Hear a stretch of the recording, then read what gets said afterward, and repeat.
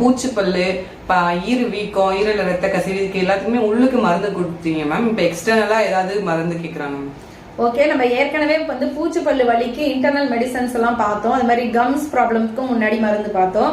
ஈரல ரத்த கசிவு இருக்கு, பல்லு ரொம்ப வலிக்குது, பூச்சிப்பல்ல அதுவும் அதிகமா வலி இருக்கு அப்படின்னா, அது மாதிரி ஈரல இருந்து ரத்த கசிவு, ஈர் வீக்கம், அது மாதிரி பல் சம்பந்தப்பட்ட ஈர் சம்பந்தப்பட்ட பிரச்சனைகள் எதுவா இருந்தாலும் சரி, நீங்க ஹோமியோபதி மருந்து கடையில போயிட்டு பிளான்டகோ கியூ அப்படின்ற மதர் டிஞ்சர் கிடைக்கும், இதை வாங்கிக்கோங்க.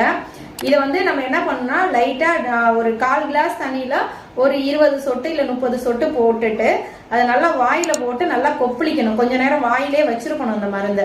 கொப்பளிச்சு அந்த பூச்சி பல்லுல, ஈறுகள்ல எங்க வீக்கம் இருக்கு, ரத்த கசிவு இருக்கு, இன்ஃபர்மேஷன் இருக்கோ அங்க நல்லா கொப்பளிச்சு கொஞ்ச நேரம் வாயிலே வச்சிருந்துட்டு அப்புறம் நம்ம வாதை துப்பிடலாம்.